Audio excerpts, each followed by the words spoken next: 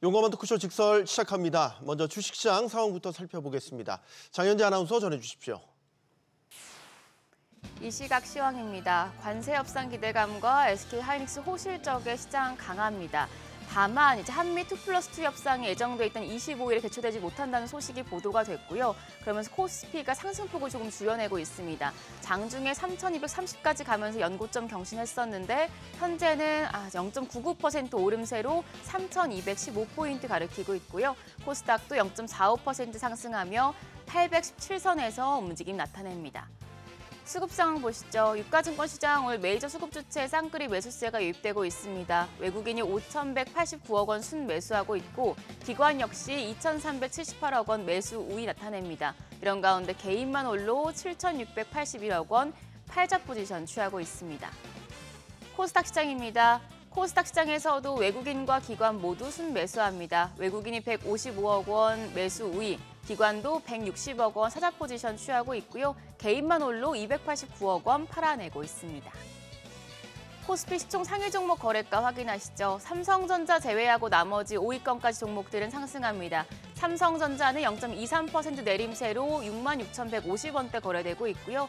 SK하이닉스가 이제 9조 원이 넘는 영업이익을 발표했죠. 그러면서 2.79% 오름세 거래가 276,500원.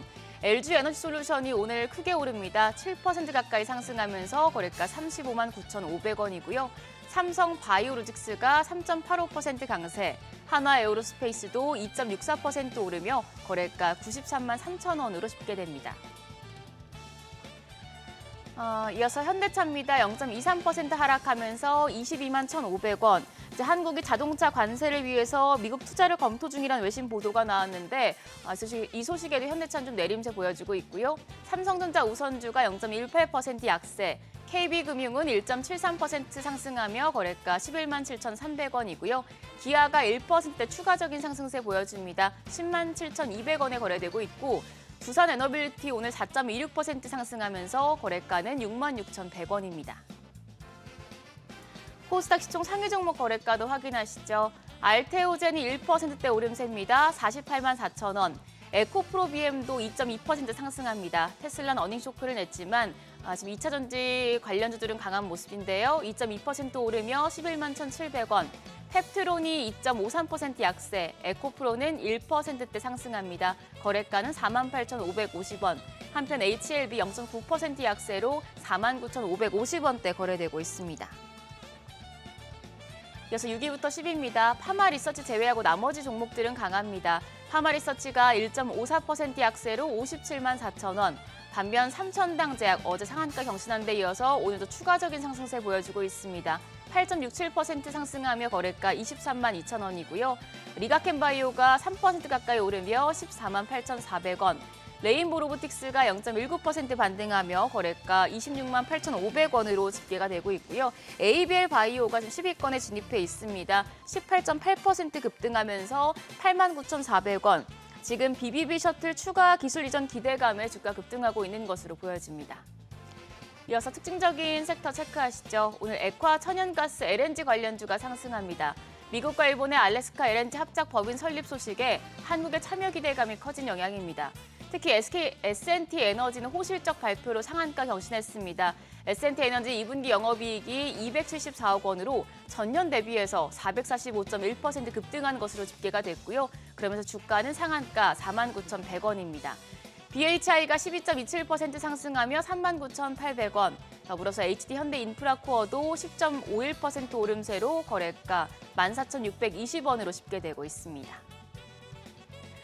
그리고 비만치료제 관련주도 상승세 시연 중입니다. 삼천당제약이 비만치료제 복제약 시험 성공했다는 소식에 어제 상한가 경신했고 오늘 51주 신고가 돌파를 했고요.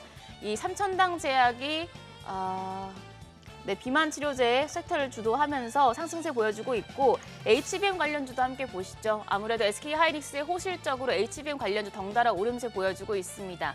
HBM 관련주 내에서는 한화비전이 6%대 오름세로 58,100원, 마이크로투 나노가 3%대 강세로 8,030원대 거래되고 있고요. 한미반도체도 0.81% 오름세로 86,800원입니다. 다만 한미반도체나 일부 종목들은 장 초반 대비해서는 상승폭 조금씩 줄여내는 모습이니 이 부분 체크하시길 바랍니다. 이어서 외환시장 상황 보겠습니다. 오늘 환율 1,373원대로 하락 출발했습니다. 그리고 9시 32분 기준으로는 1,374원 60전으로 조금 더 하락하는 모습 보여줬고요. 지금은 소폭 오르면서 1,375원 80전에 거래되고 있습니다. 지수 다시 보시죠. 코스피 계속해서 상승폭을 조금씩 줄여내고 있습니다. 이제는 0.81% 오름세로 3,209포인트 가리키고 있고 코스닥 0.32% 강세입니다. 미국과의 관세 협상과 관련해서 새로운 소식이 계속해서 보도가 되고 있는데요. 장중에 어떤 소식이 나올지 이에 따라서 상승폭 더 키우거나 유지할 수 있을지 상황 지켜보셔야겠습니다. 지금까지 시장 상황 전해드렸습니다. 네, 계속해서 시장의 다양한 이슈들을 풀어보는 시장 따라잡기로 이어갑니다. 장재창 인모스트 투자자문 대표 나오셨습니다. 안녕하십니까? 안녕하세요. 오랜만에 오셨습니다. 그 사이 증시 분위기가 또 한결 또 달라졌습니다. 예. 일단은 최근 증시 움직임 어떻게 보셨는지부터 먼저 질문을 좀 드릴게요. 오늘 3,200에서 회복하기는 했지만 여러 이슈들이 관세부터 금리까지 다양하게 걸려 있거든요. 예. 사실은 약간 제가 이제 오랜만에라고 말씀하신 것처럼 격차를 두고 보면 네. 원래는 굉장히 부정적인 그런 예상들이 많았다가 그거를 이제 반등 5월 달부터 해가지고 나온 게 워낙 강하게 나오면서 한국도 사실은 생각보다 굉장히 강해서 기대했던 것보다 강해서 놀랐다가 지금은 이제 그 미국은 신고가를 하고 있지만 한국은 이제 좀 쉬는 자리였던 거죠. 오늘 이제 반등이 나오는 것 같은데, 근데 이제 사실 시장을 보면서 사람들이 놀란 건 이거 같아요. 저는 그 미국 월가에서 텀리라는 사람이 있는데 그 사람이 이 지금 랠리를 뭐라고 부르냐면 그 most hated 랠리라고 불러요. most hated 랠리. 네, 그러니까 미움받는 랠리라고 하는 거죠. 네네네. 그것도 왜 most를 붙였군요. 네, hated라고 하냐면 기관 투자자들은 나쁘게 보고 있는데 장은 자꾸 올라가고 특히 미국 장은 역사상 몇 번째 들어갈 만큼 강한 반등장이었어요. 그러니까 4월 달에 관세로 무너졌다가 다시 지금 신고가를 내놓은 올라오는 이 경사가 너무 가파라서 네. 기관들은 도저히 동의가 잘 안 되는 거죠. 왜냐하면 관세는 틀림없는 그 부정적인 요인이고 경기 위축 요인인데 증시는 신고가를 내고 있으니까요.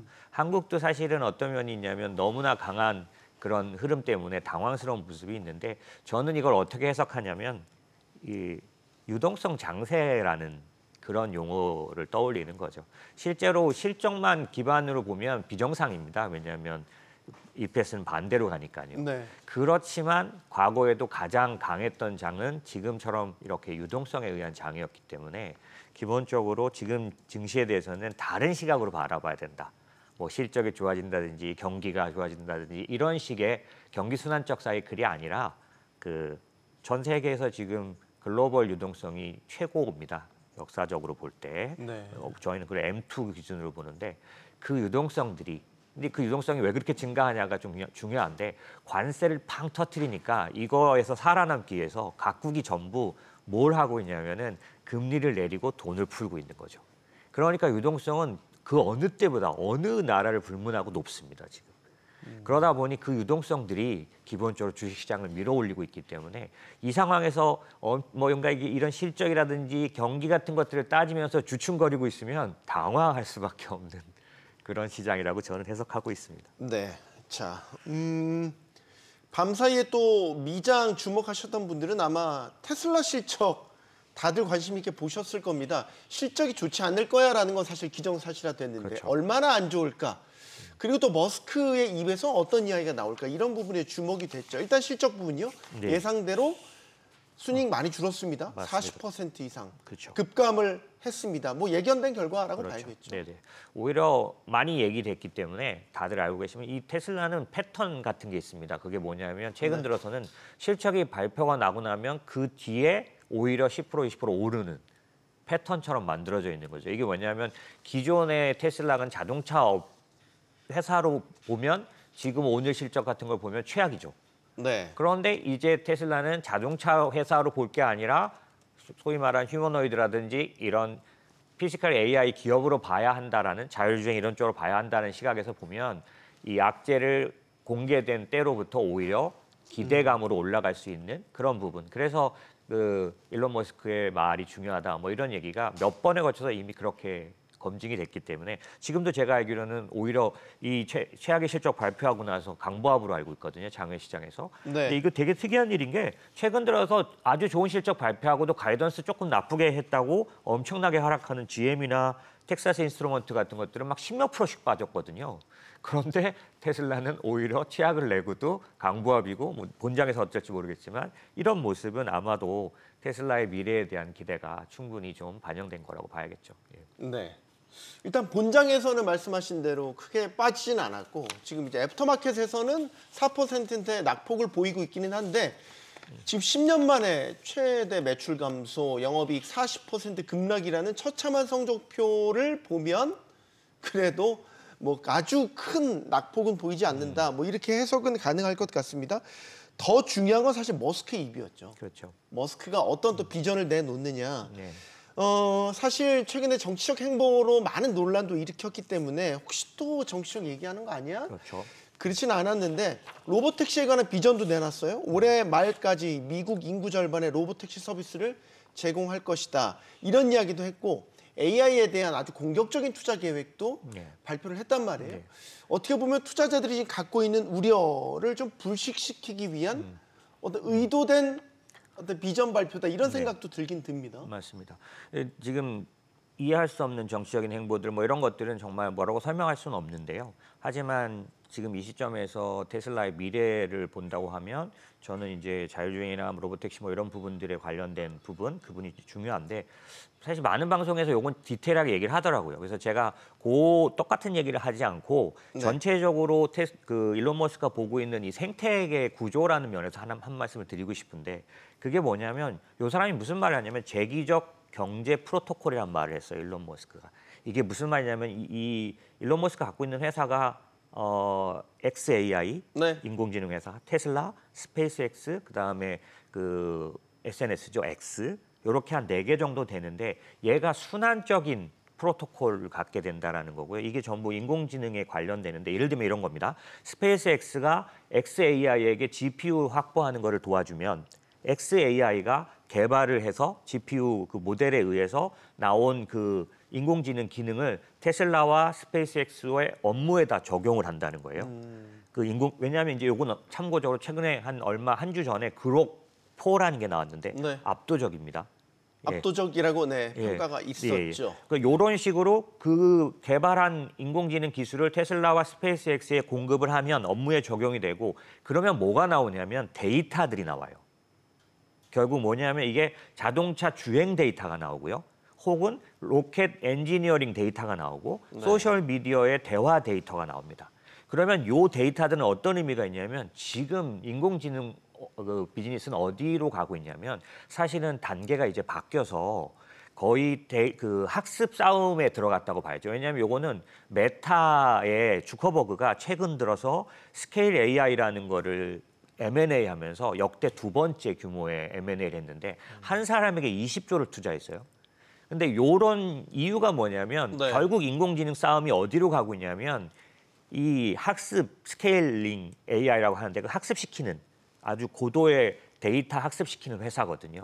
결국에는 일론 머스크도 뭘 보고 있냐면 자기가 갖고 있는 회사들에서 순환하는 데이터들에 의해서 실제로 그러니까 찾아낸 현실 데이터로 아까 말씀드린 XAI의 인공지능을 돌려서 결국 거기서 나오는 더 발전된 인공지능 기능을 또 다시 자기네 회사에다 공급함으로 해서 압도적인 점유율을 가져가겠다.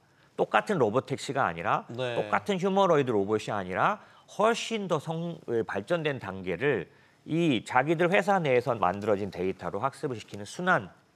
이거를 그래서 사실은 지금 인공지능은 강화학습 관련된 스케일링 패러다임 시대로 들어섰다라고 하는데 그래서 메타도 가장 큰 돈을 들여서 스케일링 그 학습 회사를 샀다라고 볼 수 있겠죠. 그런 측면에서는 저는 이 일론 머스크의 생태계가 아마도 지금은 변별력을 안 보이지만 이게 가동되기 시작하면 엄청난 차이를 줄 거라고 보는 거죠. 지금 말씀을 들으면 이제 테슬라의 미래 비전들을 종합적으로 압축적으로 설명을 해주셨는데 이거 이제 주가에 대입을 해보면 주가는 지금 상당히 좀 그렇죠. 뭐 이런 표현이 가능할지 재미없는 상태. 맞습니다. 근데 이제 우리 서학개미들이 테슬라 주가를 많이 갖고 계시니까 네네네네. 고민들 많이 하시죠. 그렇죠. 이게 이제 미래 비전에 대한 부분은 알긴 알겠지만 당장의 눈앞에 보이는 실적은 처참하고 네네네. 때때로 또 머스크가 돌출 행동도 하고 그렇죠. 그러니까 주가가 또 불안하고 네네네. 이걸 계속 들고 있어야 되나 네. 이제 그만 미련을 내려놔야 되나 이제 고민 어떤 의견이세요? 사실은 저희 같은 사람들이 확신을 갖고 의견을 말할 때 그 큰 근간이 뭐냐면 그 기술이라든지 앞으로 나타날 변화에 대한 확신 때문이거든요. 네. 저희 회사도 지금 인공지능 자문 개발하고 있는데 인공지능 비즈니스만 딱 보면 이 지금 제가 말씀드린 테슬라의 그 일론 머스크의 생태계는 뚜렷하게 경쟁력이 있어 보입니다. 그 얘기는 지금 주가에 너무 반응하지 말고 내 투자 자금 중에 일정 부분 길게 가져가도 되는 자금을 따로 빼서 그 부분을 거기에 할당하고 테슬라에다 할당하고 기다려야 한다는 겁니다. 이 생태계 자체가 큰 위력을 발휘할 때까지. 근데 그 차이는 굉장히 압도적일 거라고 저는 보고 있는 거죠. 이건 실제로 인공지능 비즈니스를 지켜보고 들어가 있는 사람들은 모두가 하는 얘기죠. 그래서 투자자지만 확신에 속한 부분은 조금 더 긴 보유를 이제 권유를 드리는 거죠. 알겠습니다. 테슬라 얘기는 여기서 가름하겠습니다. 더 하고 싶지만 더 하면 안 될 것 같습니다. 자, 알파벳도 실적 내놨는데 이제 정단판이었습니다. 예상외로 좋은 호실적 그렇죠. 나왔고 알파벳도 주목하는 건 올해 AI에 매우 공격적인 투자를 하겠다. 맞습니다. 네, 이건 또 어떻게 보십니까? 사실 AI의 원조는 알파벳 구글이죠. 그렇죠. 네, 구글인데 사실 선두권은 오픈 AI나 다른 회사들의 이제 빼앗겼지만 뭐 잠재력은 여전히 뛰어나다고 볼 수 있겠고. 맞습니다. 이제 본격적인 시동 걸면 새로운 판이 또 열리지 않겠습니까? 맞습니다. 그 시장에서는 관심을 갖는 그 알파벳의 실적도 중요하지만 이 빅텍이 과연 인공지능 투자를 늘릴 것이냐에 촉각을 곤두세웠는데 이전에 750억에서 850억이면 거의 14조를 올해 안에 늘린다는 얘기거든요. 그렇기 때문에 이 자체가 전체적인 인공지능 시장에는 상당한 안도감과 기대를 주는 거고 알파벳만 보자면 실제로 광고 이런 쪽들 그러니까 실제로는 뭐라고 부르냐면 구글 서비스라고 부르는 쪽이 매출의 85%예요. 네. 그렇기 때문에 중요한데 그쪽도 굉장히 잘했지만 사실 우리의 관심은 구글 클라우드라고 말하는 이 클라우드 서비스 관련된 건데 얘도 굉장히 증가세가 높은데 저는 이제 현실적으로 요즘 만나는 사람들이 이제 인공지능 개발 관련된 사람들이 많다 보니까 이들이 구글 클라우드 서비스를 사용하고 있다, 사용하고 싶다, 사용할 계획이다 이런 얘기 굉장히 많이 들어요. 해요? 예. 왜냐하면 아마존이 사실 대세. 근데 거기 이제 마이크로소프트의 애저가 이제 사실 경쟁하고 있는 있는데 구도인데. 구글 클라우드가 구글이 너무 너무 공격적인 인하를 했죠. 사용료가요 압도적으로 싸요. 근데 모델이 나쁘지 않거든요. 얼마 전에 나온 그 LLM 모델들이 전부 다 상당한 수준을 발표를 했기 때문에 네. 그런 측면에서는 제가 보기엔 아주 공격적인 행보를 가져가는 것 같아요. 클라우드 비즈니스에서. 이게 왜 그럴 수 있느냐면 결국 사용하던 사람이 같은 걸 계속 사용하게 되는 그런 성향? 네. 예전에 플랫폼 비즈니스가 그랬거든요. 그런 측면에서 구글이 굉장히 공격적으로 클라우드, 요번에도 상당 부분 클라우드 매출이 31% 증가했더라고요. 그러니까 이런 것들을 볼 때 이 알파벳에 대해서는 긍정적이고요. 무엇보다도 밸류에이션이 S&P 500이 지금 23배인데 PER이 네. 구글 알파벳이 19배입니다. 그러니까 싸네요. 경제상으로는? 맞습니다. 네. 저로서는 이 부분을 간과할 수 없다라고 생각할 수 있는 거죠. 시장 구조적인 이야기를 좀 다시 돌아가 보죠. 저희가 하도 빅테크 이야기만 많이 하긴 하는데 최근에 조금 미장도 순환매 장세가 좀 보여요. 이제 빅테크의 성장률이 한계에 이르렀다라는 시각도 있고 그래서 중소형주 혹은 바이오 이쪽으로 조금씩 자금이 이동하는 흐름도 엿보이는데 네. 순환매 장세에 대해서는 어떤 우리가 시사점을 가져야 된다고 보십니까? 결국에는 지금 미국장도 최고가를 지금 찍고 있다 보니 네. 아까도 기관들이 도저히 동의하지 않는 랠리라고 말씀드렸던 Most 것처럼 hated rally. 예, 네. 부담스럽습니다 지금 모든 것들이. 그래서 기술주 자체는 좋은 건 알겠는데 많이 비싸다고 느껴지니까 더 들어가지 못하는 부분들에 의해서 주변 안 오른 거를 사는 그런 모습이 지금 나타나고 있어서 바이오는 특히나 좀 그런 쪽이죠. 그러면 요걸 쫓아가는 게 맞냐? 전혀 그렇지 않다라고 저는 보는 거죠. 왜 그러냐면 제가 시작할 때 뭐라고 했냐면 지금 장세를 실적 장세가 아니라 유동성 장세라고 불러야 한다라고 말씀드렸어요.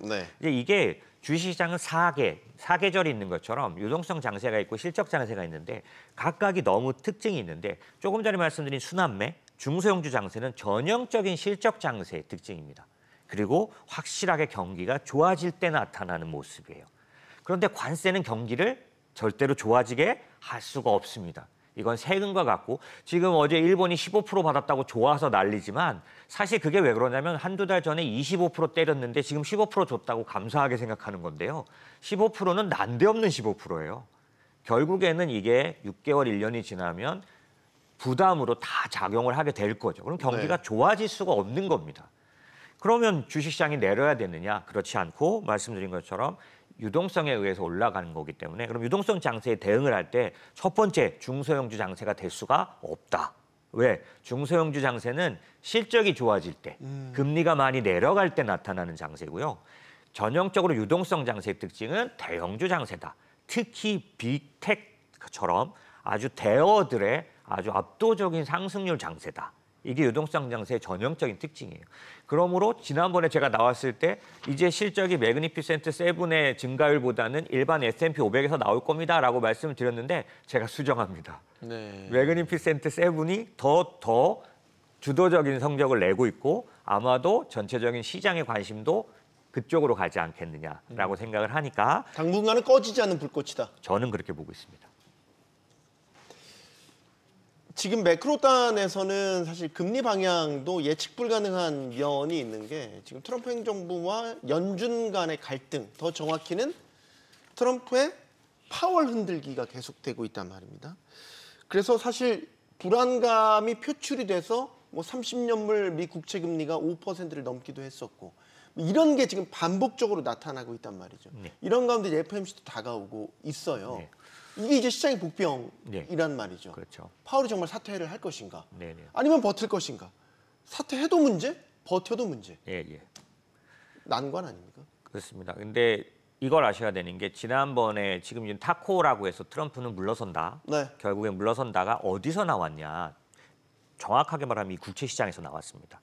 이 국채 시장 부분에서도 특히 파월을 해임했을 때 나타나게 될 그런 어떤 큰 파장에 대해서 깨달았던 거죠. 그게 무슨 얘기냐면 제가 이렇게 분명하게 말씀을 드리면 도이치뱅크에서 오늘 분석 보고서가 나왔어요. 만약에 파월이 해임한다면 어떤 일이 일어날 것 같으냐라고 했을 때 아주 자세히 조사했더라고. 엄청난 양이에요. 그런데 내용은 뭐냐면 이겁니다. 2년물 국채 금리는 32bp 정도 내려갈 것 같다. 왜? 파월이 해임하면 다른 낙관 뭐라 그러죠? 긍정론자가 들어와서 금리를 내릴 테니까. 단기 금리는 내려가는 거죠. 근데 중요한 건 장기 금리입니다. 10년물은 31bp가 올라갈 것 같다. 30년물은 무려 70bp가 올라갈 것 같다. 이게 뭘 말하냐면 트럼프가 얼마 전에 지나간 한두 달 동안 뭘 깨달았냐면 파월을 해임한다 그래서 자기가 생각하는 결과, 결국 장기물이 내려가야 되는데 이런 결과 오지 않는다는 걸 깨달은 거죠. 무슨 얘기를 드리고 싶으냐면 해임 안 할 거란 얘기입니다. 어제도 그렇게 말했지만 자기가 해임해봤자 원하는 일이 안 일어난다는 걸 알았어요. 그래서 베센트의 멘트도 바뀐 건가요? 맞습니다. 절대로 하지 않는 쪽. 그러니까 경우의 수에 저는 안 넣어도 된다고 보는 쪽이고요. 그럼 여기서 파월이 스스로 사직할 수 있지 않습니까? 이거에 대해서도 말씀드리면 절대 하지 않을 겁니다. 왜냐하면 지난번에도 분명히 말했습니다. 자기는 절대로 자기 의사로 나가지 않을 거라고. 자, 국내 증시 이야기 하나만 더 마지막으로 짚어볼게요. 이제 SK하이닉스가 실적 발표를 했어요. 사상 최대 실적입니다. 예상했지만 아주 잘 나왔네요. 매출 22조, 영업이익 9조 2천억 원, 영업이익률 41%. 물론 엔비디아보다는 못하지만 한국 반도체 기업 역사상 저 정도의 영업이익률은 아주 손에 꼽힐 만한. 그렇죠. 참 HBM의 위력이 대단하다는 생각이 듭니다. 맞습니다. 결국에는 하이닉스에 대해서 의견을 갖고 싶으면 요 생각을 하셔야 되는 겁니다. HBM만 단일하게 하이닉스가 했기 때문에 압도적인 30만 원 장세 요게 온 건데 그리고 9조 장세 영업이 9조짜리 시대가 온 건데 그게 엄청난 독점력이기도 하지만 반대로 시간이 지나면 그걸 뺏기면 줄어들기만 할 거라는 그런 구조적인 문제가 있다라는 거죠. HBM만 단일하게 투자하면 HBM만으로 독주를 하지만 나중에 이 경쟁에 의해서 HBM 점유율은 떨어지게 될 텐데 그러면 지금 독보적인 건 줄어만 들지 않겠냐는 게 얼마 전에 나온 골드만삭스의 분석 보고서입니다. 그런데 여기엔 떨지 말아야 된다고 저는 생각하는데 작년도에 9월에는 모건 스탠리가 같은 의견을 냈어요. 그 떡도 안 하고 지금 최고를 찍고 있죠. 반도체의 겨울을 말씀하시는 겁니까? 그렇죠. 그리고 얼마 전에 골드만삭스가 제가 지금 말씀드린 HBM 독주는 좋지만 결국 점유율은 잃게 될 거고 그러면 하이닉스는 너무 단일한 그 모델을 갖고 있기 때문에 네. 떨어지지 않겠냐는 의견인데 맞습니다. 구조적으로는. 근데 그 기간은 꽤 남아 있어 보인다라는 거죠. 그래서 만약에 투자자 입장에서 하이닉스를 보려고 한다면 저로서는 그 외국계 기업의 그런 의견에 대해서는 맞는 얘기지만 시간이 남아 있다라고 보는 게 맞을 거라고 생각합니다. 그러면 이제 하반기 국내 증시 뭐 네. 이제 미장은 빅테크 위주, M7 중심의 꺼지지 않는 불꽃이 이어질 것 같다. 그럼 국장은 어떨까요? 국장은 정책 모멘텀도 이제 아직은 살아 있다라고 네네. 보여지는데. 네네네. 한국장은 지금까지 한국 그 증시가 시작된 이래 두 번의 커다란 그러니까 지수가 2배, 3배 가는 그런 랠리가 있었는데 이번에도 그럴 것인가가 관건인 것 같습니다. 근데 이 지난번 그러니까 80년대에 한 번 있었고 2000년대 초반에 있었던 그러니까 500이었던 증시가 지수가 2000을 갔던 그런 4배가 올라가는 그런 리레이팅이 올 것이냐가 관건인데요. 제가 보기에는. 네. 지금 그럴 수 있느냐라고 말씀하시면 그럴 수 있다라고 말씀드리고 왜 그러냐면 그 두 번의 리레이팅은 3가지 조건을 갖고 있었어요. 3저라고 하는 거죠. 네. 지금 동일한 3저 상황이 된 거가 있고 여러 가지 면에서 환율이라든지 이런 것들이 장기적으로 원화 강세나 이런 것들이 유지될 수 있기 때문에 외국인이 지속적으로 사줄 수 있는 요인이 있고 두 번째는 저는 주식 브로커 같은 것들을 오래 했던 사람인데 한국장의 최대 단점은 배당이었어요. 자사주 소가격. 네. 지금 정부가 그거에 대해서 뚜렷한 뜻을 갖고 있고 이미 지금 진행 중이기 때문에 저는 리레이팅이 가능하다고 보고요. 가능한 장세로 보고 그러면 그게 너무 뚜렷하게 될 수 있는 업종이 뭐냐? 저는 그렇게 관심을 갖고 있는데 세 업종을 꼽고 있고 그중에 첫 번째는 금융업종이라고 보고 있습니다. 만약에 개인 투자자분들이 제가 말하는 리레이팅을 기대하는 투자를 하고 싶다면 금융업종처럼 리레이팅이 올 수 있는 업종을 선택하길 바라고요. 두 번째는 이게 배당과 자사주 소각에 대한 문제이므로 배당 비과세가 추진 중이므로 배당에 관련된 투자, 배당주에 대한 투자 이 부분도 크게 관심을 가지셔야 된다라고 보고 있는 거죠. 마지막 하나. 예, 3가지라고 말씀하셨는데 네. 금융주, 배당주. 네. 마지막 남은 퍼즐은 뭡니까? 사실은 지금 이제 뻔한 얘기들이어서 현재 실적으로 완전히 달라질 수 있는 부분이 조선이 있고 방산이 있습니다. 조방원? 아, 원은 빼고요? 네. 조방까지만 하겠습니다. 네. 여기서 마무리하겠습니다. 지금까지 장재창 인모스트 투자자문 대표와 함께했습니다. 고맙습니다. 감사합니다.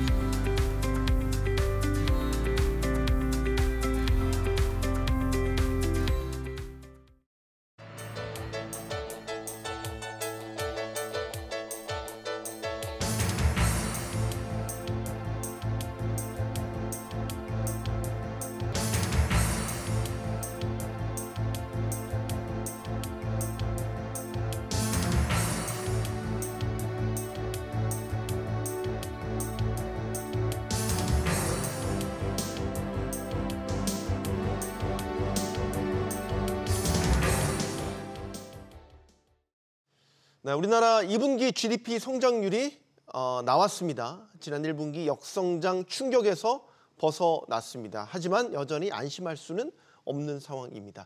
자, 이런 가운데 이재명 정부가 취임하자마자부터 추진했던 민생회복 지원금 풀리기 시작했죠. 자, 내수 경기가 최악으로 치달은 상황에서 경기의 마중물이 될 수 있을지 아니면 임시 방편에 그칠지 의견은 여전히 분분합니다. 내수 침체, 미국 관세 불확실성 등 대응해야 될 경제 현안들 하나하나가 엄중하지만 또 세수 펑크로 쓸 돈도 넉넉하지 못한 상황이죠. 이재명 정부가 어떤 방향키를 쥐면 좋을지 지금부터 머리를 맞대보겠습니다. 함께해 주실 분들 소개해드리겠습니다. 서강대 경영학과 김민균 교수 나오셨고요. 또 고려대 경제학과 강민욱 교수, 명지대 경제학과 조기동 겸임 교수 나오셨습니다. 안녕하십니까? 네, 안녕하십니까? 용감한 토크쇼 직설은 SBS 비즈 뉴스 앱과 유튜브에서 실시간으로 시청이 가능합니다.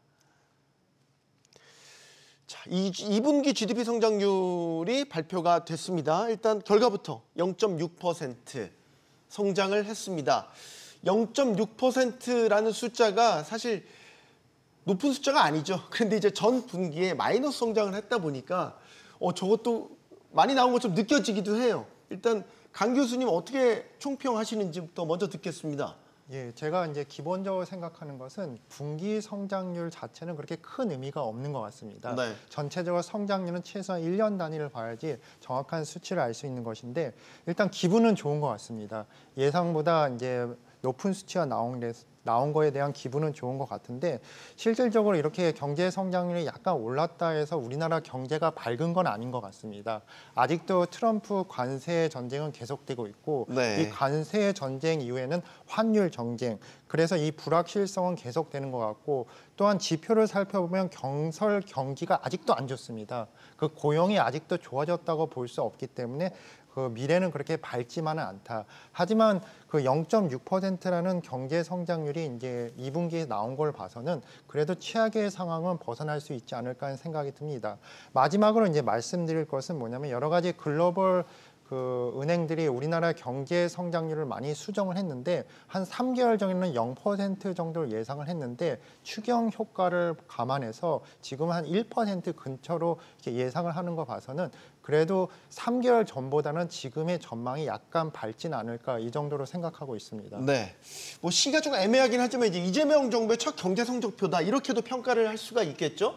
눈에 띄는 건 이전과 달라졌던 부분, 예를 들어서 걱정했던 내수와 관련해서 민간 소비가 좀 살아났던 이런 부분은 좀 긍정적으로 평가할 수 있을 것 같은데. 어떻게 보게 되면 이제 경제라는 이슈는 특히 소비라는 이슈는 심리적인 요소가 굉장히 많이 적용이 되거든요. 네. 그러니까 아무래도 2분기 우리나라 경제라든가 지금 향후의 어떤 그런 전망을 바라봤을 경우에는 일단은 정치에 대한 어떤 불확실성이라든가 그리고 미국 어떤 그런 관세 이슈도 물론 아직 불확실성이 현재 남아있긴 하지만 마무리가 되어가는 어떤 그런 시점에서 봤을 경우에 그런 불확실성이 없어진다는 것은 어떻게 봤을 경우에는 특히 내수 같은 경우에는 소비 심리를 아무래도 조금 더 자극할 수 있다는 면이 좀 강조가 되겠습니다. 그러면서 이제 어떤 불확실성이 좀 없어지면서 조금은 이제 소비 심리가 활발하게 돌아가게 되면 내수 심리의 어떤 그런 부분들이 조금은 개선될 거라고 판단하고 있는 것이죠. 네. 조기동 교수님, 네. 이 최악은 벗어난 건가요? 이렇게 봐도 저는 되겠습니까? 아무래도 바닥은 찍지 않았나 생각하고 있습니다. 그 KDI에서 지난 5월달에 발표한 그 올해 경제 전망하고 비교해 보면 꽤 재밌는 요인들이 있는데요. 네. 첫 번째는 KDI는 올해 상반기에 수출이 물량 금액 모두 다 전 하반기 대비 작년 하반기 대비 마이너스일 거라고 생각을 했는데 네. 이번에 플러스가 나왔거든요. 예. 수출이 일단 그게 긍정적이고요. 두 번째는 건설 경기가 건설 투자가 상반기에 마이너스 9.3% 역성장할 거라고 전망했었습니다. 네. 그런데 이번에 보면은 1분기 마이너스 3.1 그리고 2분기 마이너스 1.5죠. 한 마이너스 4.5 정도 되는데요. 그 정도면 건설 투자의 역성장은 예상했던 것보다 좀 더 덜하지 않나. 다만 문제면 이제 설비 투자가 여전히 2분기 연속 역성장했다는 건데 그걸 감안하더라도 수출이나 건설 면에서 어느 정도 상저하고라는 그 전반적인 트렌드를 따라가면서도 좀 더 예상보다는 경제 성장률이 좀 더 좋게 나오지 않을까 이런 생각을 하게 되는 지표였습니다. 알겠습니다. 자, 내수를 살리기 위한 방편으로 이제 2차 추경이 집행이 되기 시작했죠. 그 일환 소비 쿠폰 신청이 시작됐습니다. 이재명 대통령은 민생회복 소비 쿠폰과 관련해서 소비 진작을 강조하는 한편 또 엄정한 물가 대응도 함께 주문했습니다. 이 대통령의 목소리 들어보시겠습니다. 핵심적으로는 소비 지원, 소비 회복이다라는 생각을 가지시고 각 부처 단위로 추가적인 소비 진작 프로그램을 준비해 주시기 바랍니다. 소비 쿠폰 지급하지 않을 때도 뭐 이런저런 핑계로 물가가 납득할 수 없는 정도로 자꾸 오르던데 물가 관리도 신속하게 또 엄정하게 임해 주시기 바랍니다. 네, 민생 회복 소비 쿠폰 신청이 시작됐죠? 신청들 하셨습니까? 신청들 하셨습니까? 아직 안 했습니다. 네, 한번 참고로 여쭤봤습니다. 이제 뭐 계속 신청들을 하고 계시고 초반부터 뭐 아주 많이들 신청을 하고 실제로 이제 쓰임새도 속속 이제 통계가 집계가 되고 있습니다. 기준이 이제 연매출 30억 원 이하인 거잖아요. 이건 이제 소비 쿠폰을 좀 소상공인들에게 혜택이 돌아갈 수 있도록 좀 집중하겠다 그런 취지이지 않습니까? 기대 효과 어떻게 보십니까, 임 교수님? 예, 그 첫 번째 취지는 이제 소상공인이나 이제 취약계층을 도와주기 위해서 소비 쿠폰을 발행을 했는데 그 효과는 확실히 있다고 저는 생각을 합니다. 네. 일단 소비 쿠폰에 관한 것은 이제 4개월의 기간이 있죠. 그 기간 안에 안 쓰면 이제 소비 쿠폰이 없어지는데 소비자들의 심리가 혹시 이 기간을 놓치지 않을까 이런 심리란 불안감 때문에 보통은 1, 2주 안에 다 사용을 하는 경향이 있습니다. 그렇기 때문에 이제 빠른 시간 안에 소상공인들의 수입을 늘리는 데는 효과가 있다고 보고 있습니다. 또한 저는 이제 소비 쿠폰이 근본적으로 이게 돈에 대한 직접적인 효과보다도 광고 효과가 많다고 보는데 저도 이제 저희 동네 이제 길거리를 다니면서 네. 막 이런 문구가 있더라고요. 그 헬스장 소비 쿠폰으로 멤버십 구입 가능. 그래서 저는 그런 헬스장이 있다는 것도 처음 알고 네. 그런 헬스장에서 소비 쿠폰을 사용할 수 있다는 것을 처음 알았습니다. 이런 식으로 이제 소상공인들이 직접적으로 광고를 할 뿐만 아니라 이제 소비자 입장에서도 이것을 어디에 사용을 하냐 그걸 찾아보는데 이것이 검색 효과, 이중 광고 효과가 있다고 보고 있습니다. 네. 이런 것을 충분히 살렸을 경우에는 소상공인들한테 상당히 도움이 될 수 있다. 마지막으로 말씀드릴 것은 저는 이 소비 쿠폰은 그 액수만을 봤을 때는 소상공인한테 한 달 정도의 혜택이 있는 것 같습니다. 한 달이라는 정도의 혜택이 있는데 이 한 달이 짧은 시간이지만 이런 식으로 광고 효과를 잘 사용하면 이것이 지속적으로 효과를 누릴 수 있는 것이 있는데 정부가 이런 점에 대해서도 철저하게 연구를 하고 정책을 만드는 게 중요하다고 생각을 합니다. 네.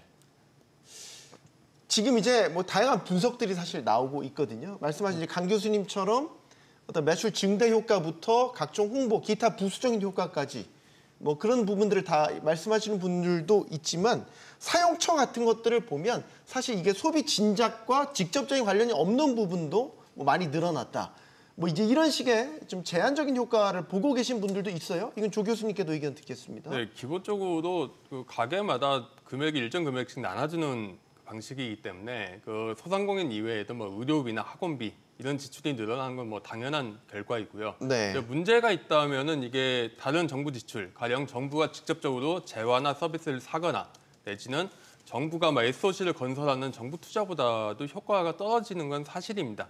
이게 이른바 그 승수 효과 이야기인데요. 네. 대체적으로 재난지원금 사태 때 보면은 그때 재난지원금 지급 당시 보면은 한 0.2에서 0.24 정도 이야기를 하고 이거는 일본 같은 데에서 경기 회복을 위해서 쿠폰을 뿌렸을 때도 한 0.2 정도 나오거든요. 일반적으로 한 0.2 정도 효과인데 그 정도면은 뭐 다른 지출보다는 효과가 크지는 않죠. 다만 이게 장점이 있다면은 뭐 기본적으로 경제가 너무 그 비상계엄 사태 때문에 그 소비 심리가 얼어붙어 있기 때문에 네. 그 소비 심리를 회복시키는 효과 그리고 그 지출 즉시 그 가게가 돈을 쓰기 때문에 그만큼 경기 회복에 대한 어떤 승수 효과가 빨리 나타난다. 이런 장점들은 있다고 하겠습니다. 네. 이게 이제 순작용과 부작용이 같이 지금 얘기가 되고 있어요. 일부에서는 소위 말해서 소비 쿠폰 깡 현상도 나타나고 있기는 해요. 물론 일부긴 하지만. 그래서 이게 나중에 이제 그 편익 효과 같은 걸 분석을 해봐야 되겠지만 이게 단기 효과에 그칠 것인지 이게 새로운 또 마중물이 될 것인지 교수님은 어떻게 보세요? 일단은 저도 일단 소비 효과라든가 어떤 그런 매출 증대라든가 효과에 대해서는 이견은 없습니다. 단지 이제 여러 가지로 특히 이제 사용처 같은 이슈는 프랜차이즈 같은 경우에는 이제 지형점이라든가 가맹점이라든가 여러 가지 그런 조건에 따라서 사용처가 좀 달라지는 경우도 있고요. 이제 그런 부분들을 좀 정부가 어떻게 보기에는 좀 많이 알려서 어떤 그런 어느 대상으로 해서 사용처를 확실하게 좀 알려주는 것도 좀 도움이 많이 될 것 같고요. 그리고 또 한 가지 이슈는 이제 이게 일시적인 효과냐 아니면 어떤 그런 지속적인 효과나 이슈는 언제나 재난지원금 때도 마찬가지 이슈였지만 언제나 그런 효과들은 이슈들은 있었던 것 같습니다. 근데 중요한 것은 1차, 2차 우리가 나눠서 일단은 지원을 하기 때문에 이제 네. 그런 부분에 대해서 조금이라도 이제 보완책을 좀 많이 두신 것 같고 단지 이제 근본적인 어떤 그런 구조적인 조정이라든가 특히 수상공이라든가 자영업 관련해서 여러 가지로 다른 어떤 그런 지원책도 같이 병행을 해서 마련하게 되면 또 그런 부분들도 같은 이 소비 쿠폰과 같이 이제 시너지 효과를 좀 일으켜서 좀 도움이 될 거라고 생각이 듭니다. 네. 이게 이제 지금은 보편 지원, 다 공이 똑같이 지원되는 기간인데 이게 두 차로 나눠지잖아요. 이제 2차 지급에는 상위 10%, 소득 수준 상위 10%로 더 제외가 되죠. 이건 이제 아까 승수 효과를 좀 확대하기 위해서 상대적으로 소득이 적은 저소득층한테 좀 쿠폰을 몰아줘서 더 많은 진작 효과를 일으키자라는 의도인 거잖아요. 예, 맞습니다. 의도대로 이루어질까요? 예, 맞습니다. 일단은 이제 의도대로 이루어질지는 모르겠지만 그 행정 이런 정책을 만드신 분들이 상당히 이 효과를 아주 극대화하기 위해서 상당히 노력을 한 그런 모습은 보입니다. 일단 두 가지 요소를 생각해 볼 수 있는데요.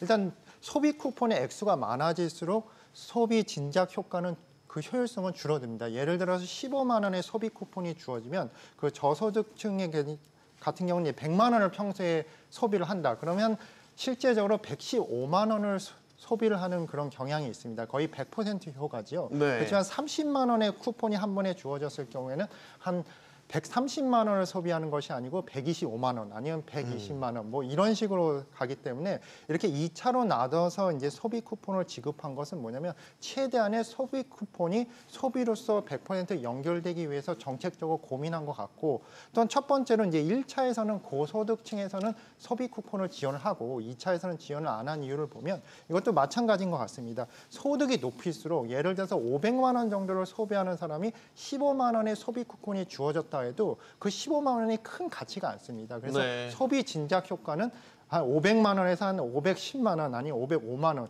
그 정도 늘어나는 선이 된다. 그렇기 때문에 일단 2차에서는 이제 고소득층을 배제한 것 같습니다. 그래서 정부 목표가 일단 소비 쿠폰이 100% 소비로서 이어지는 것이 목표이기 때문에 이러한 목표하에서 이렇게 1, 2차 선별적 지급을 선택하지 않았나 이렇게 생각을 합니다. 네. 사실 또 논란이 됐던 거는 일부 지자체에서는 소비 쿠폰을 지급하는 데 있어서 선물 카드 형태인 경우에는 그 소득 계층, 지급 그 규모에 따라 색깔을 또 달리. 그래서 이게 또 논란이 됐단 말이죠. 이게 상당히 지금 화면에 나오는데 저걸 의도하지는 않았겠지만 결과적으로 보면 기초수급자 이런 분들은 자신의 어떤 그 소득 수준이나 이런 거를 저 선불카드의 색깔로 그냥 드러내게 된 거잖아요. 어떻게 보십니까? 전형적인 행정 편의주의의 발로겠죠. 네. 오히려 저게 더 문제인 거는 대부분의 재난지원금은 다 신용카드의 쿠폰 형태로 받습니다. 저 네. 같은 경우도 재난지원금을 신청해가지고 지금 쓰고 있는데 네. 신용카드에 포인트가 쌓이고 그냥 그거부터 이제 차감이 된 형태거든요. 예. 그러니까 젊은 사람들의 경우는 오히려 저런 문제가 안 드러나죠. 그런데 저렇게 실물 형태의 쿠폰을 들고 다니는 사람들, 즉 고령자이자 동시에 저소득층인 사람들한테 어르신들. 훨씬 네. 더 문제가 될 거라고 생각합니다. 네. 참 세세한 신경을 좀 썼으면 했는데 이게 불필요한 논란을 일으킨 또 하나의 사례가 되긴 했습니다.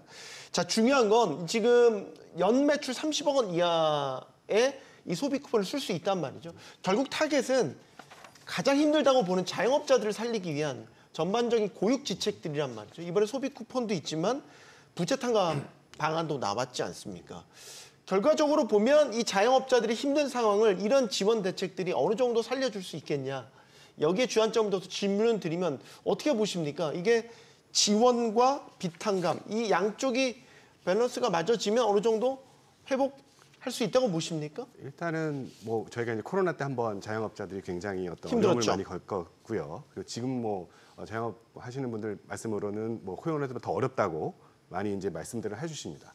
일단 기본적인 것은 이 소비 쿠폰과 어떤 그런 비탄감 지원 정책 자체가 얼마만큼 이제 두 분야가 얼마만큼 이제 시너지가 있을까라는 고민을 많이 하게 되는데, 뭐 물론 여러 가지 이제 경기가 좋아지고 뭐 소비가 확대되고 그렇게 될 경우에는 이제 자영업자 하시는 분들도 물론 당연히 뭐 장사가 잘 되고 얘기를 많이 하겠습니다. 네. 그런데 이제 이슈는 저도 이제 소비 쿠폰을 쓰면서 이제 한 가지 고민하는 것 중에 하나는 이제 15만 원의 어떤 그런 추가하는 돈이 생겼으니까 평소에 좀 비싸서 못 먹던 한우를 나 식당 가서 좀 먹어야겠다라는 네. 생각을 할 수도 있는 거고요.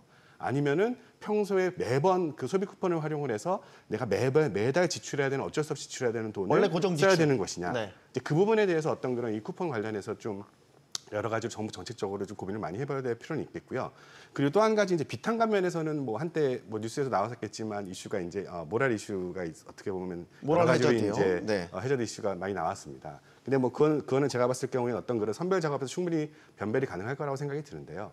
일단은 중요한 것은 뭐 다른 선진국에 비해서 우리나라 자영업이라든가 어떤 그런 부분의 비중이 굉장히 높고 이제 그러다 보니까 다른 어떤 그런 이 자영업으로 굉장히 많은 창업이라든가 그런 뭐 특히 식당이라든가 외식업 관련해서 좀 다른 방향으로 돌릴 수 있는 지원 정책들을 좀 더 많이 발굴해야 되고 또 지원해야 될 필요는 있는 것 같습니다. 특히 네.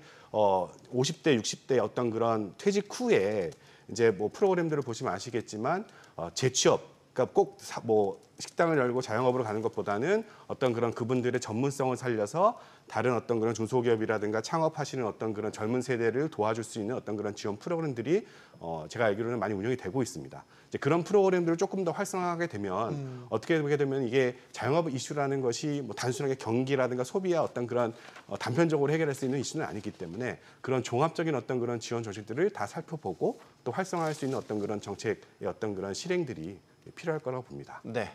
자, 저희가 2차 추경 이야기를 하면서 한켠에서 걱정이 됐던 게 혹시 이 돈이 불려서 물가를 또 자극하는 거 아니냐 이 걱정했었어요. 근데 지난달 물가, 소비자 물가가 이제 2%대로 다시 올랐었습니다. 물론 위험한 수준의 뭐 상승률은 아니지만 어쨌든 2%대로 올라섰고 지금 폭염폭우까지 나오면서 최근에 농산물가도 많이 올랐다고 해요. 이런 가운데 소비 쿠폰이 풀렸단 말이에요. 이 물가 걱정 안 해도 되겠습니까? 예, 당연히 이제 물가에 대한 안 좋은 영향을 주겠죠. 어떠한 정책도 장점과 단점이 확실히 존재합니다. 이 추경 같은 경우는 가장 큰 단점이 국가 부채가 늘어나는 것이고 두 번째 문제점이 이제 물가 문제라는 것인데 정부 입장에서는 아직까지 2% 근처의 물가이기 때문에 이런 추경이 물가에 큰 영향을 주지 않을 거라고 분석을 하는 것 같습니다. 네. 근데 제가 이제 걱정을 하는 것은 뭐냐면 이 코로나 기간 때 보면 엄청나게 많은 양의 돈을 풀었습니다. 그때도 추경을 해서. 네. 근데 물가가 당장 오르지 않았습니다. 근데 그 이유가 무엇이냐면 소비 심리가 너무나 위축이 됐기 때문입니다. 하지만 그 이후에 이제 2, 3년이 흐르고 소비 심리가 이제 살아나면서 물가가 폭발적으로 늘어났는데요. 그 현상으로 지금 미국이 금리가 그렇게 높고 내리지 못하는 이유가 그때 물가 상승률을 아직도 잡지를 못해서 그런 거거든요. 그래서 당장의 지금 소비 심리가 굉장히 위축이 된 지금 시점에서는 그 물가에 대한 그렇게 올라가는 그런 위험성이 없다고 보지만은 이것이 뭐냐면 잠재적으로 1년, 2년 후에 폭발적으로 물가가 오를 수 있는 것을 정부가 과연 고려하고 있냐 그거에 대해서는 의문점을 가지고 있습니다. 코로나 시기에도 똑같은 현상이 일어났기 때문에 그래서 이 부분에 대해서 좀 정부가 신경을 쓰고 확실한 미래에 대한 물가 상승에 대한 모니터링을 해야 되지 않을까 그런 생각을 합니다. 현실적으로 근데 물가를 제어할 수 있는 방안이 정부가 직접 제어할 수 있는 방안이 있습니까? 사실 그냥 반강제로 인상률 자제해달라 혹은 이제 할당관세 늘리는 사실 제한적인 방법인 것이고 나머지는 사실 외생 변수들이 더 많이 요즘에는 작용을 하니까 근본적인 한계도 갖고 있는데 요즘 물가 걱정하는 건 그거죠. 농산물이나 우리 실제로 쓰는 외식 물가, 생필품, 그러니까 체감 물가가 많이 오르고 있다는데 사실 일반 국민들이 지금 걱정을 하고 있는 건 아닌가요?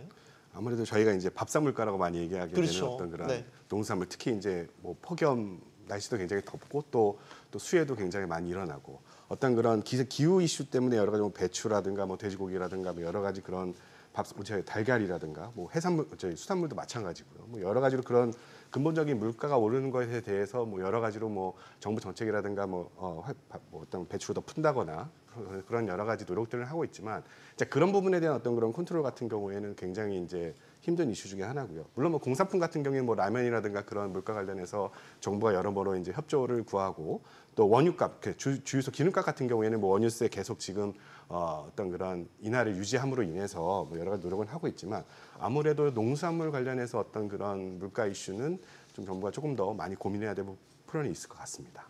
이 물가를 구조적으로 안정시키는 거는 뭐 학계에서는 이런 얘기 건드리지 않는 게 시장 논리에 맡기는 게 맞다. 근데 당장 물가가 너무 부담스러우니까 정부로서는 또 가만히 있을 수 없고 이 딜레마적인 게 분명히 있는 것 같아요. 예, 지금의 물가는 어떤 수요 측면의 문제 내지는 어떤 통화량의 문제라기보다는 어떤 공급 원가의 문제 아니겠습니까? 농산물 가격이 오르는 게 대표적인 건데요.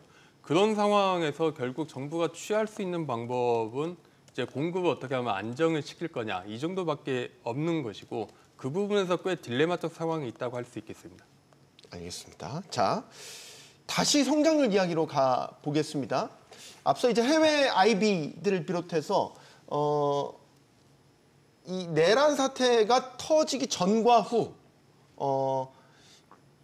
상당히 많이 좀 달라졌습니다. 그리고 최근에는 이제 2차 추경과 관련해서 이 효과를 감안해서 성장률 전망치를 상향하는 것도 속속 나타나고 있는 그런 상황입니다. 자, 지금 추경을 편성하면 1%대 성장률 달성이 가능할 것인가? 여기에 대해서 어떻게 보시는지 먼저 의견 듣겠습니다. 예. 일단은 이제 여러 가지 제가 뭐 정확하게 데이터를 분석하는 그런 위치는 아닌데 여러 가지 이제 해외 글로벌 기업들이나 여러 가지 분석치를 보면 1% 근처의 성장률이 예상이 되는 거는 맞는 것 같습니다. 예를 들어서 이제 골드만삭스 같은 것이 최근에 이제 대한민국 경제 성장률을 과거 한 석 달 전에 0.7%에서 1.1%로 이제 상승 예상을 했었는데 그 이유 중에 대표적인 것이 2차 추경에 대한 것입니다. 골드만삭스가 그렇게 예상한 것은 2차 추경에서 GDP 대비 1% 이상이 지출이 될 것이라 보고 실제로 32조니까 1%는 25조에서 한 7조 정도 더 지출이 된 것이죠. 그리고 이제 이거에 대한 효과로서 이제 경제 성장률이 한 0.3%포인트 더 오를 것이다. 네. 이것이 한 7조 내지 8조 정도입니다. 어떻게 보면 이렇게 그 추경이라는 것이 실제적으로 경제 성장률에 큰 영향을 주진 건 아니지만 그래도 이제 한 4분의 1 정도의 영향을 줬다. 올해 기준으로. 그런 걸 봤을 때는 1%의 성장률 정도는 이제 달성될 확률이 더 높아 보입니다. 근데 제가 이제 근본적으로 걱정하는 것은 이 추경을 경제 성장률에 너무 연결시키는 것은 어떻게 보면 소비자들이나 국민들한테 잘못된 정보를 줄 수가 있다. 당연히 정부가 돈을 쓰면 그만큼 경제 성장이 올라가는 것은 너무나 당연한 것입니다. 하지만 그것이 국가 부채로 담고 이것이 5년, 10년 후에서는 국가의 재정에 부담을 주기 때문에 그때의 경제 성장률이 내려가는 것인데 이런 플러스와 마이너스를 다 고려를 하면 과연 이것이 플러스적인 효과가 있냐 이거에 대해서 의문점을 제기하고 싶습니다. 그래서 네. 이런 것은 이제 좀 보수적으로 수치를 봐야 되지 않나 그런 생각을 합니다. 네. 지금 이제 성장률 전망에 대해서는 좀 변곡점인 게 해외 IB들이 좀 빨리 보고서를 내는 편이니까 여기서는 이제 미리 선반영한 측면 그래서 성장률을 좀 상향 조정하는 것도 있지만 뭐 한국은행을 비롯한 연구기관들, 국제기관들 저기 아시아개발은행 ADB 나오는데 지금 여기는 이제 오히려 지금 석 달 만에 또 성장률을 낮췄습니다. 전망치입니다. 지금 딱 그 엇갈리는 시점 같단 말이죠. 아마 이제 ADB도 3개월 후에 또 어떻게 시각이 바뀔지는 모르겠는데 일단 어느덧 우리의 기준점이 1%대가 되긴 됐습니다. 1% 성장 달성 가능하다고 보십니까? 보통 잠재 성장률이 2%에서 좀 못 되니까 1% 정도는 쉽게 넘을 수 있을 것 같고요. 대표적으로 올해 한국은행의 성장률 발표를 보면 성장 기여도를 보면요. 네. 정부 소비가 1분기에 0%포인트였는데 이번에는 0.2%포인트로 늘었고 또 건설 투자는 마이너스 0.4%포인트에서 마이너스 0.2%포인트로 오히려 줄었습니다. 네. 그러니까 건설 투자가 굉장히 2분기에 안 좋아서 성장률을 끌어내릴 거라고 예상했던 게 좀 이제 좀 상황이 좀 달라지는 것 같고 거꾸로 정부 기능이 정상화되면서 본격적으로 지출하기 시작하면서 어느 정도 추경 효과들 같은 게 생기는 거죠. 그런 걸 감안하면은 당초 생각했던 0.8이라는 굉장히 좀 나쁜 시나리오보다는 좀 더 성장률이 높아지지 않을까 이런 생각을 하고 있습니다. 네. 지금 1분기가 마이너스 0.2, 2분기가 0.6. 그리고 하반기에 진짜 열심히 해서 성장률 끌어올려야 사실 평균 나눠가지고 1% 성장 지금 할 수 있는 건데 어쨌든 상황은 지금 그렇습니다. 어떻게 보십니까? 저는 일단은 뭐 추경도 그렇지만 또 중요하게 우리가 봐야 되는 부분 중에 하나는 이제 수출이라고 생각합니다. 그래서 7월 초에 이제 7월 한 20일 정도 이제 관세청이 7월 달 어떤 그런 수출 품목에 대해서 발표를 했는데 아직까지 반도체라든가 승용차, 선박의 어떤 그런 수출은 그래도 뭐 전달 대비 증가세를 보이고 있고 뭐 석유 제품이라든가 아니면 자동차 부품이라든가 뭐 철강 같은 경우에는 아무래도 이제 관세 영향 때문에 좀 고전을 면하고 있긴 한데 그럼에도 불구하고 그래도 우리나라 같은 경우에는 아무래도 제조의 어떤 그런 특히 이 경기에 반영이 되는 어떤 그런 무역 수지라든가 수출이라든가 중요하게 영향지기 때문에 어떤 그런 아직까지도 관세의 어떤 그런 불확실성이 점점 없어지고 있는 와중에 그래도 우리나라의 어떤 그런 수출 주요 품목들이 선전을 하고 있다는 데는 제가 봤을 경우는 어떻게 보게 되면은 어떤 그런 변곡점을 이제 찍고 바닥을 찍고 어떤 그런 회복세로 좀 전환이 가능하다라고 조심스럽게 전망을 해봅니다. 올해 좀 힘든 거는 전반적으로 다 예상이 되는데 내년 성장률 전망치는 또 아직은 좀 그래도 버텨주고 있는 이런 상황입니다. 우리가 잠재 성장률이 2%라고 보면 내년 성장률 지금 전반적인 평균을 보면 잠재 성장률에 가깝게 그래도 전망치가 나오고 있기는 하더라고요. 그 내년엔 V자 회복인 겁니까? 예, 그거에 대해서는 너무나 불확실성이 많은 것 같습니다. 앞으로 이제 트럼프가 이제 관세 전쟁을 계속 하는데 일단 네. 일본은 협상을 했죠. 그래서 협상이 되는 걸 봐서 약간은 불확실성이 해소가 됐지만은 이 관세 전쟁 이후에 또 환율 전쟁 그리고 무슨 일이 일어날지는 잘 모르는 것 같습니다. 그리고 잠재 성장률이 내년에 2% 정도를 유지할지도 약간 애매한 것 같습니다. 지금 현재 대한민국은 여러 가지 구조적 문제에 직면한 것 같습니다. 네. 실질적으로 임금 상승, 그거에 따라서 이제 세계적으로 첨단 산업에 대한 경쟁력이 떨어지고 있는 상황에서 이 잠재 성장률이 2% 이상이 될 거라는 것도 약간 제가 보기에는 확실하지 않은 것 같습니다. 그래서 이런 여러 가지 문제로서 일단 좀 최악의 시나리오는 이런 경기 침체가 2, 3년까지도 지속될 수도 있을까라는 조심스러운 분석을 내놓고 싶습니다. 근데 이제 성장률 이게 연간 성장률을 보면 전년 대비와 비교를 해서 성장세를 하잖아요. 예, 또 예. 올해가 그렇게 높지 않다고 보면 약간의 기저 효과도 누릴 수 있는 거 아닌가요? 아, 예, 맞습니다. 그래서 올해가 높지 않으면 그거를 상대적으로 뛰어넘을 수도 있는데 그만큼 또 불확실성도 점점 커지고 있다. 저는 그렇게 보고 있습니다. 알겠습니다. 자, 구윤철 경제부총리가 지난 국회 인사청문회에서 이런 질문을 받았습니다. 3차 추경도 생각하냐? 물론 답은 즉답을 피했습니다. 1차, 2차 추경 집행에 집중하겠다라는 이야기인데 사실 정치권, 여권 일각에서는 필요하면 3차 추경도 해야 된다 이런 주장도 있기는 있어요. 여기 계신 분들이 이제 경제학자들이시니까 본인이 만약에 기획재정부 장관이라면 3차 추경을 추진하시겠는지 어떻게 생각하십니까? 제가 기획재정부 장관이면 저는 3차 추경 할 것 같습니다. 제가 먼저. 네. 저는 좀 큰 의미는 없는 것 같은데요. 3차 추경 의미 없다고 보신다고요? 예, 왜냐하면 왜요? 예산 편성 시기를 생각을 해봐야 되는데 보통은 이제 9월에서 10월부터 예산 편성이 시작이 됩니다. 그러니까 네. 내년도 사업 계획을 지금 세우는 시기인데 네. 내년 사업 계획을 세우면은 이제 2026년 1월부터 이제 집행이 가능하거든요. 그리고 사업 계획을 지금 빨리 세우고 좋은 걸 세워서 하는 게 확실하게 더 경기 진작 효과가 있는데 지금 3차 추경을 편성을 시작해서 의결하고 집행을 하면은 한 10월이나 11월 정도 돼야 되는 거죠. 네. 그러면은 그 지출에 대한 지출이 이루어지고 효과를 보는 거는 한 12월에서 내년 1월이나 2월 정도 될 겁니다. 네. 그러면 사실상 3차 추경 안 하고 뭐 내년도 예산 안 하고 겹치죠, 상당 부분. 그러면 추경을 하는 것보다 그냥 본 예산 편성하는 게 훨씬 더 깔끔하고요. 두 번째로 보통 이제 추경을 하면은 이제 약간의 시차가 발생을 합니다. 이제 추경 편성, 추경 예산 집행 그리고 집행된 예산이 경제에서 돌면서 경기 부양 효과가 일어나는 어떤 시차가 발생을 하는데요. 네. 그 시차를 감안을 하면은 이제 7월부터 이제 쿠폰 등 여러 가지 부양책이 집행이 되면은 네. 한 부양 효과는 9월, 10월 정도에 나타난다고 생각을 하면 될 거고요. 그러면 이제 한 11월 정도만 좀 중간에 비게 되는 건데 그거를 메꾸겠다고 어떤 추경 예산을 편성하는 것보다는 오히려 본 예산을 제대로 편성하는 게 좀 더 경기 부양에는 좀 나은 선택지가 아닌가 이렇게 생각합니다. 네. 김민희 교수님, 본인께서 기획재정부 장관이라면 3차 추경을 한번 추진해 보시겠습니까? 물론 뭐 이제 정부 입장에서 봤을 경우에는 뭐 추진하는 것도 뭐 고려를 한번 해보겠지만 그래도 이제 부담이 되는 것들은 아무래도 이제 재정 관련해서 여러 가지 숫자라든가 데이터를 봤을 경우에 이제 부담이 많이 될 거라고 생각이 듭니다. 2차 추경 같은 경우에는 20조 플러스 정도 알파, 그 다음에 이제 뭐 여러 가지로 보통 지금 세수 이슈도 보통 이제 뭐 법인세도 법인세하고 부가가치세가 보통 세수가 지금 한 10조 원 넘게 부족한 상황이고요. 네. 그래서 이제 법인세 인상도 지금 적극적으로 이제 지금 추진한다고 뉴스에 많이 나오고 있고요. 이제 그런 재정 관련해서 이제 부담도 선뜻 우리가 추경을 하겠다라는 특히 3차 같은 경우에는 하겠다라고 결정을 내리기는 조금 아무래도 지금 어려운 입장이고요.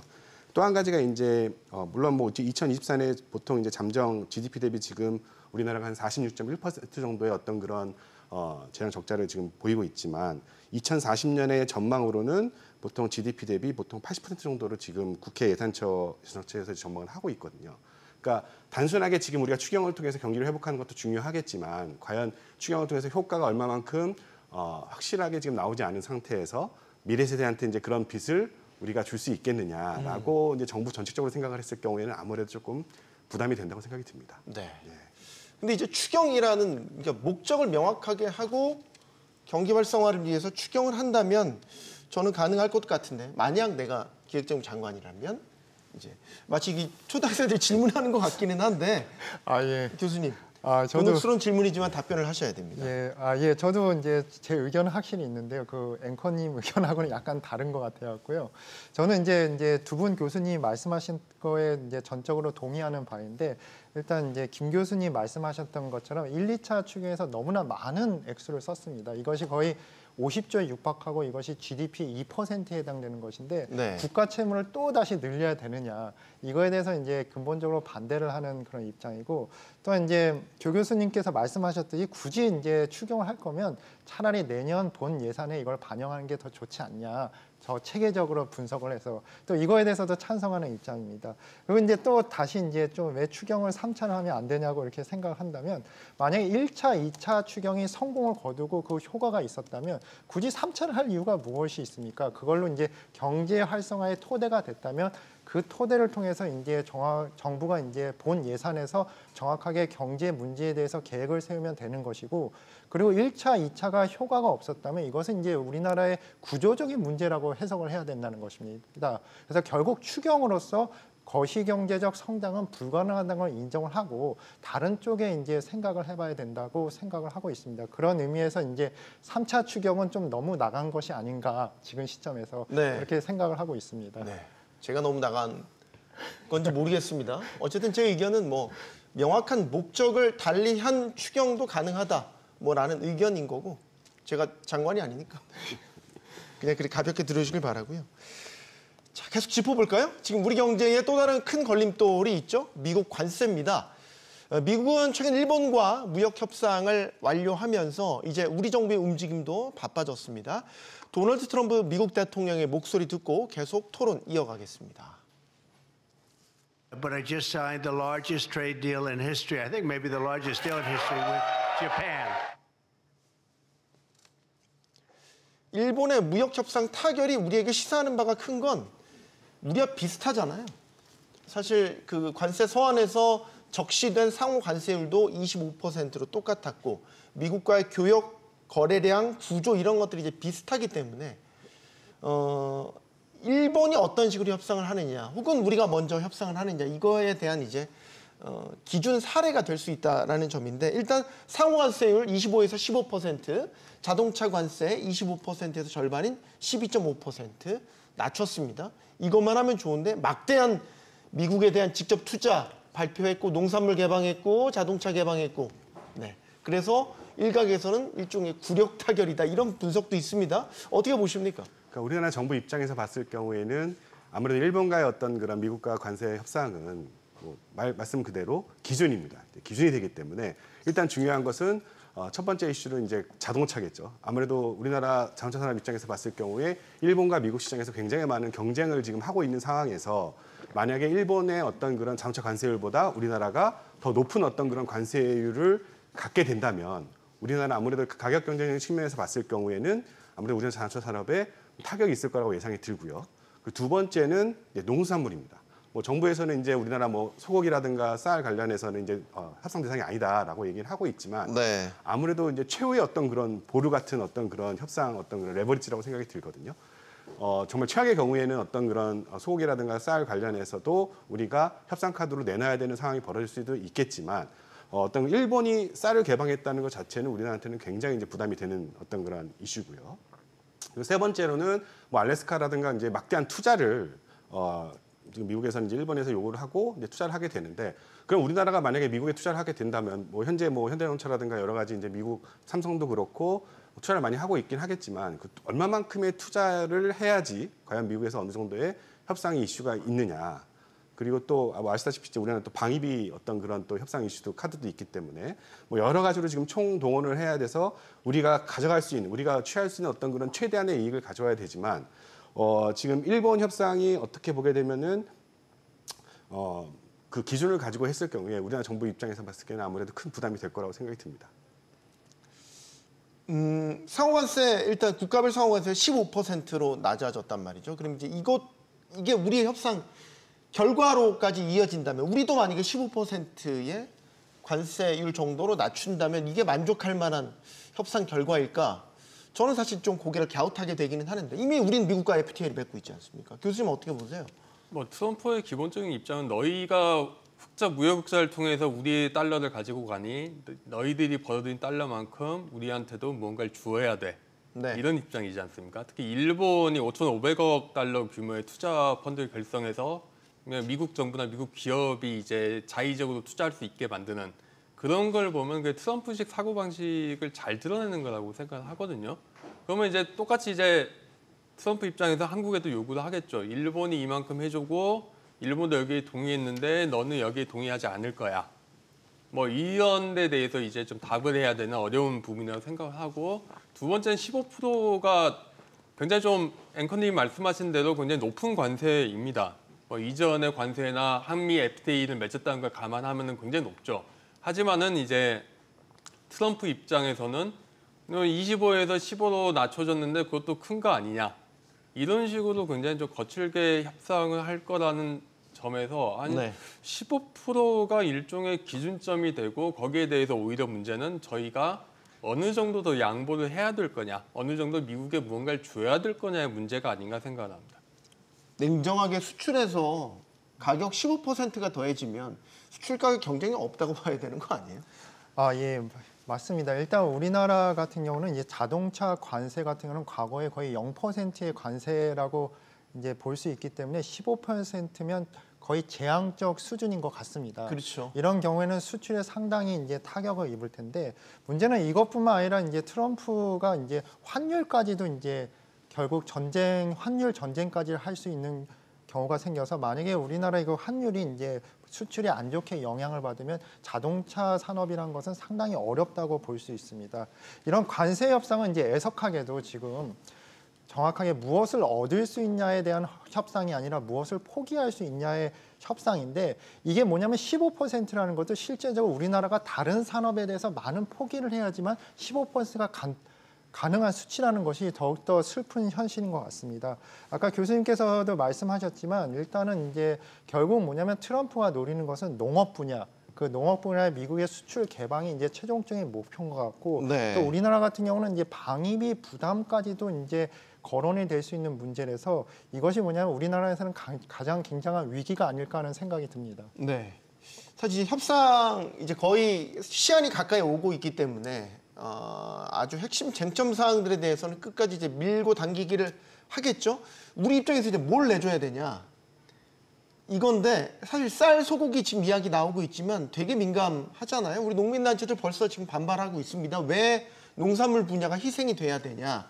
과거 FTA 체결할 때 똑같은 논리였죠. 근데 지금 여한구 통상교섭본부장이 말한 그 전반적인 뉘앙스를 보면 농산물 시장 개방을 전략적 카드로 쓸 수 있다라는 또 뉘앙스로 이야기를 하고 있단 말이죠.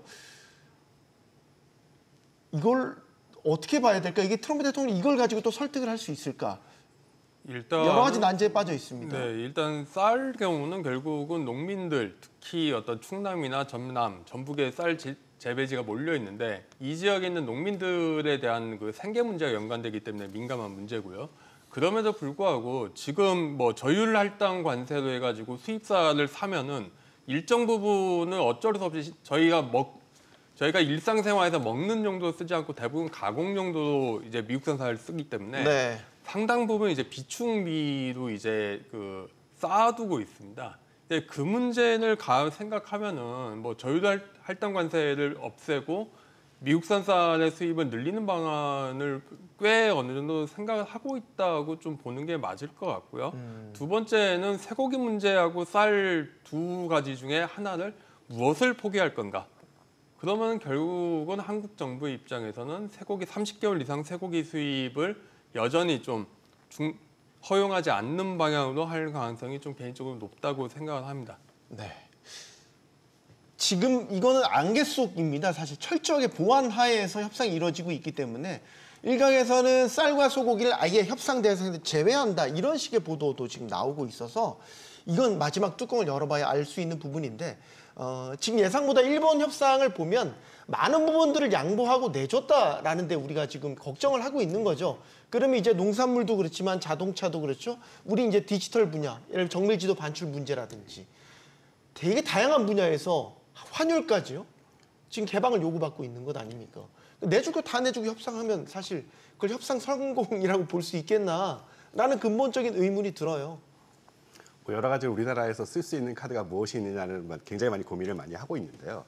아무래도 뭐 자동차라든가 반도체라든가 우리나라 주력 어떤 그런 수출 자체가 미국의 의존도가 높다 보니까 그리고 또 현재 또 미국하고 중국하고 또 관세 전쟁을 하다 보면 또 미국에서만 어떤 우리나라 수출입 어떤 그런 물량을 보게 되면 미국 상대로 해서 어떤 그런 수출 물량이 줄어드는 것도 있지만 중간재를 어떤 그런 활용하게 되는 중국에 대한 수출도 같이 떨어지게 되는 약간의 그런 안 좋은 효과까지 같이 보이게 됩니다. 이제 그러다 보니까 어떤 그런 미국에 대한 어떤 그런 수출 협상 관련해서 관세 협상 관련해서도 뭐 여러 가지로 우리나라가 과연 어떤 카드를 쓸 수 있나 그리고 농산물이라든가 뭐 소고기 이슈도 지금 솔직히 안 된다고 말씀은 정부에서 어떤 그런 입장은 하고 있긴 하겠지만 정말 최악의 경우에 몰렸을 경우에도 이 부분에 대해서도 우리가 포기할 수 있나라는 그런 부분을 참 고민이 많을 거라고 생각이 듭니다. 네. 그래서 참 그래서 이제 방위비 이슈까지 이제 같이 어떻게 보게 되면 패키지 딜로 협상을 하고 있는 어떤 그런 해야 된다는 어떤 그런 이슈도 많이 있기 때문에 뭐 여러모로 지금 협상 당사자 입장에서 봤을 경우에도 참